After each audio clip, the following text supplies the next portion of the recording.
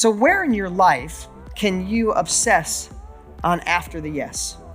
Where can you camp out in someone else's mind to see what they're feeling, what their fears are, what their goals are? I'm going to give you a couple secrets here that have been massive game changers in my business. And if you have a business, you have a life, you want to start a business, these are the things that can be huge. People will forget your name, right? I forget names. I'm terrible with names, but I remember faces. But people forget your name. They'll forget what you do for a living, but they'll never forget how you make them feel, right or wrong. You ever have somebody like, oh man, I forgot that guy's name, but man, every time he's around, I just feel good.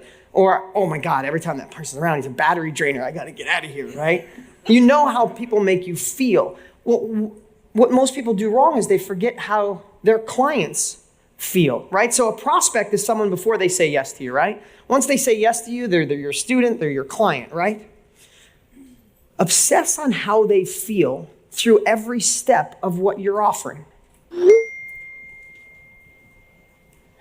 Think about this. Someone says yes in your practice. Someone says, I'm going to give you an example. In my company, for a long time, we did live events.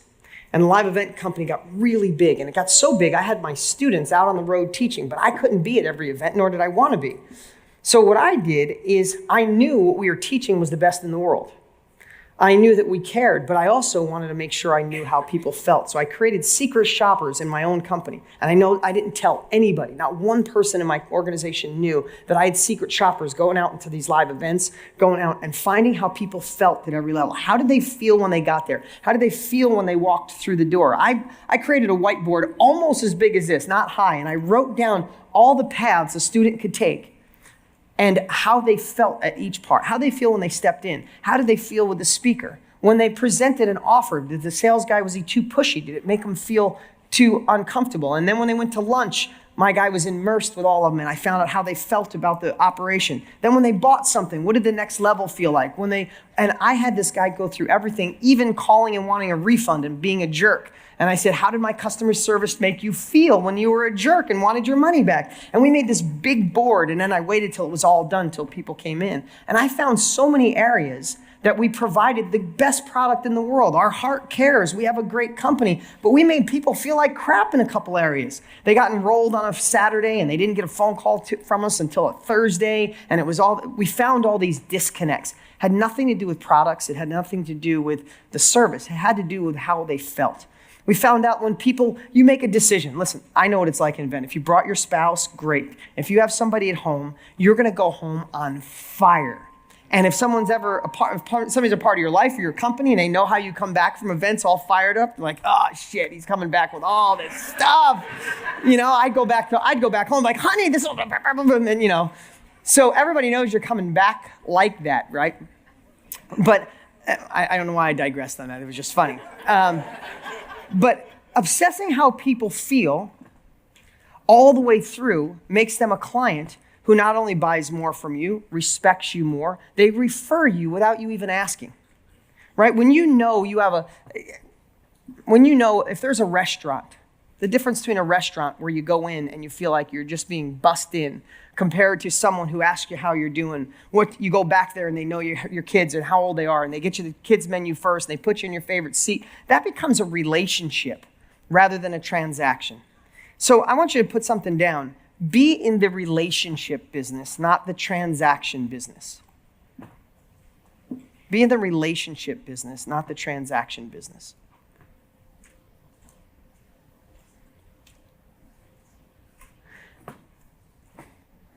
The reason I was digressing, I had a point, I knew it, it's just my ADD kicked in, is you go home all excited. There's a couple things. Have you ever gone to an event and you're really excited or read something where and then you get home and it slowly starts fading away and it's like, oh my God, you're on YouTube Googling more Tony Robbins or something, like, give me my fix, I need it back, right? But think about that, right? You get on this high, you're around the same kind of people, the same thoughts. Nobody in here thinks you're crazy, but the rest of the world thinks you're kind of nuts for being here, right? I know how that goes. I've been nuts my whole life. I'd rather be nuts, happy, and rich than right, wrong, and broke, right? So at least you might be crazy to everybody else, but this is a good crazy crowd, right? But I say that because, so let's just take this for example. someone leaves an event, I'm just going to use an example, and you know they might go home and face people who weren't at the event or who don't want to work on their growth or don't want to be a different person. They want to stay exactly who they are forever. As you're growing, sometimes you feel you're growing apart from somebody. They're not growing. They're just staying, they're normal. That's why they think you're nuts, because you're the one growing. So how would you think through that person feels, right? I want to make sure when this group leaves, you'll be getting emails from us. You'll be getting videos from us, all free, just to build this relationship. I want you guys to have more value. I want you to leave and know that you could lose this edge that you're getting here. We want to make sure you don't. So we'll send you emails of videos that Brendan does, or I do, or all the other great speakers. We have a lot of cool stuff planned for growth because I want to make sure I know how you feel. And if you think about that in any business, we forget about that. We forget that you buy something in a course, let's say you buy a coaching program and you're so pumped because you know what it can do because it was explained to you. I could do these 12 points and do this. You get all excited. You go home, you tell somebody who didn't have that experience and they're like, are you insane? Go get your money back. You got ripped off. Well, you're going to be all happy and fluffy forever and puppies and rainbows. People who aren't in growth, right? I'm using this as an example. But what if you got home and there was an email waiting to support that feeling? There was a video from Brendan that says, hey, I know you're getting home. I know you're home and it's going to start to wear out. Let's go through. Let's do this quick exercise to keep you engaged. And then next week when it starts to fade, all of a sudden you don't really know what's going on. And another video comes and it's me and say, hey, it's a weekend. I know what a week is. It's that part is making sure you know how they feel and think about it in advance. And I wrote a note over there before because I was thinking about this. I haven't talked about it in a while, just in my book. Is camp out in the mind of your prospects and camp out in the mind of your clients. Live in their world. Live in their shoes, not yours. Because what happens is we all have our own stuff, but the people that you deal with, and again, if you don't have your own business in life, camp out in someone else's head for a little while and see what they're dealing with, see what they're going through, look through their eyes.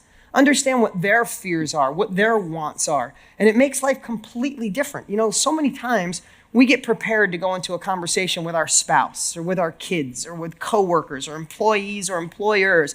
And we get everything in our head that we want to express, we want to get out. We get all this and we go in there and we're not taking into consideration what's going on in their heads, or if they're having a fight with their spouse at home, or something went wrong, or they found their or grandparents were diagnosed with cancer. We just work on ourselves. And when we spend the time to think how another person feels, it ends the confrontation. It allows you to bond. Again, I'm digressing here between relationships personally, for those of you who don't have your own business nor want it, compared to a business as well.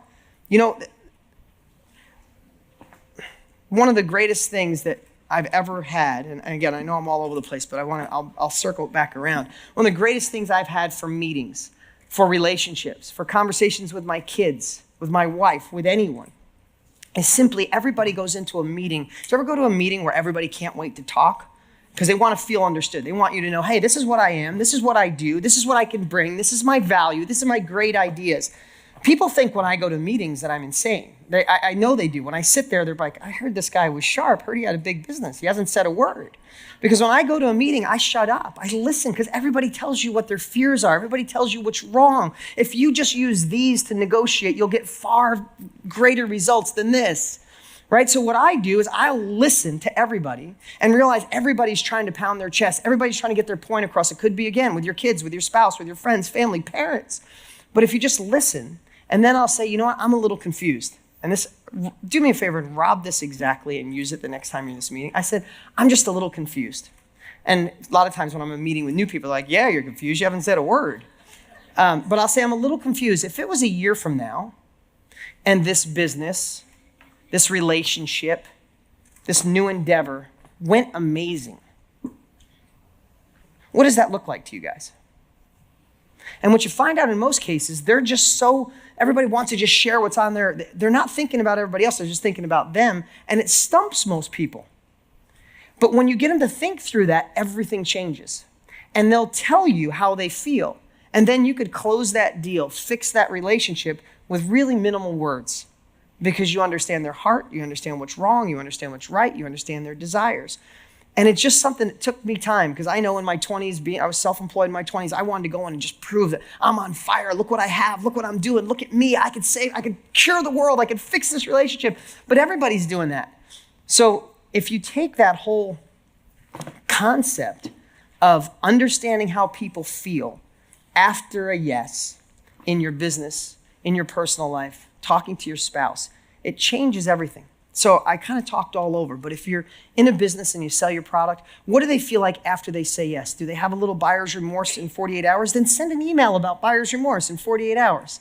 If you're a dentist and they come get their teeth cleaned, nobody getting your teeth cleaned is like the thing you would hate to do. Like it's like, it's like Joe Polish used to do carpet cleaning. Who wants to do carpet cleaning? Yeah, I know. I'm thinking exactly of you right now, just so you know. But think in a relationship, my dentist is a badass. He's gone through all this marketing stuff and he gets it. The emails I get, he's my bud. I have a relationship with my dentist. How could I ever go anyplace else? And God forbid I go 6.1 months and I didn't go back for my checkup. I get an email and I feel bad that I should, and I go in there not because of a transactional relationship to keep my teeth clean. It's like, I'm letting down my dentist. Damn it, I gotta take the time and go in there. And then when he emails, it's always great value. So you think about after a transaction, I don't care. The reason I said dentist, because some of you want to do books and courses and all the things that we do and you do. I get all that. But in every single business, what can you do? What can you put in place that builds a relationship where they're going to refer you, talk great about you, love you, and respect you? And when you think about that, that's the difference of businesses that thrive compared to those that struggle.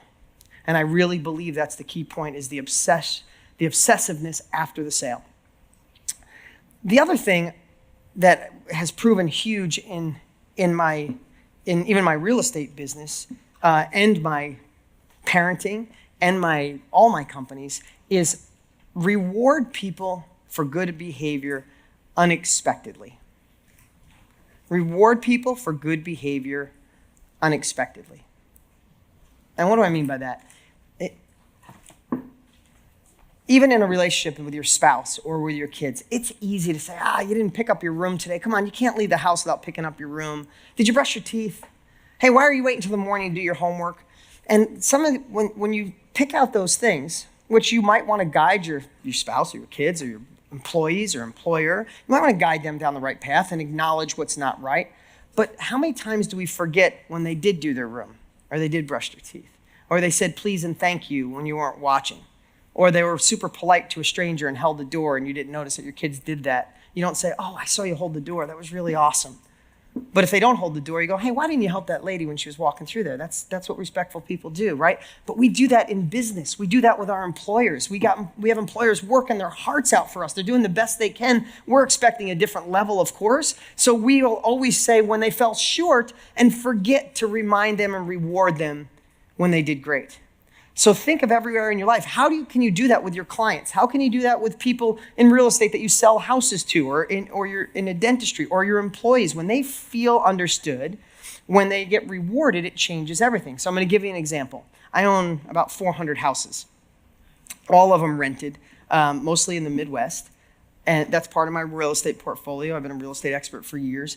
So I own 400 houses, and we had about a 87% occupancy rate.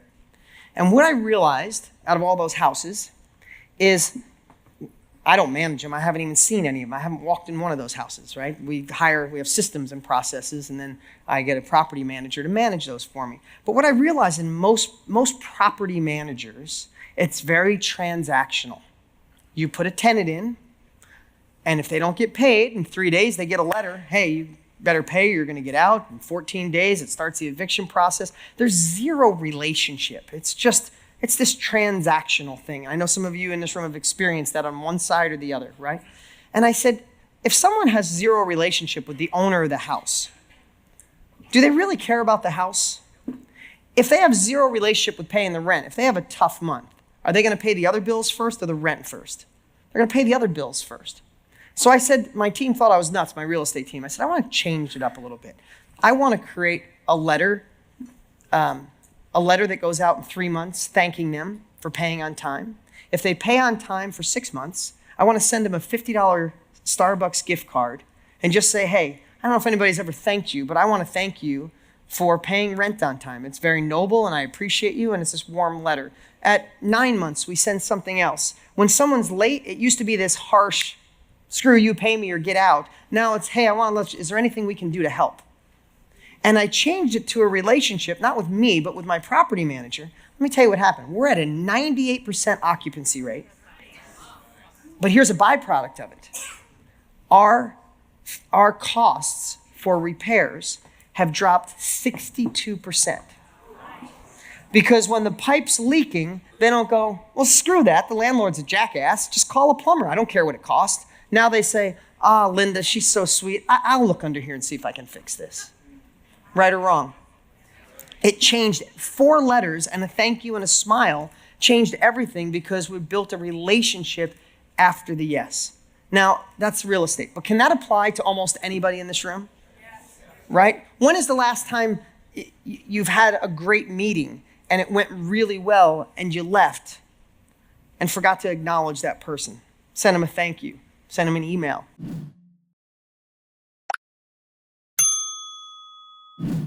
Send them flowers.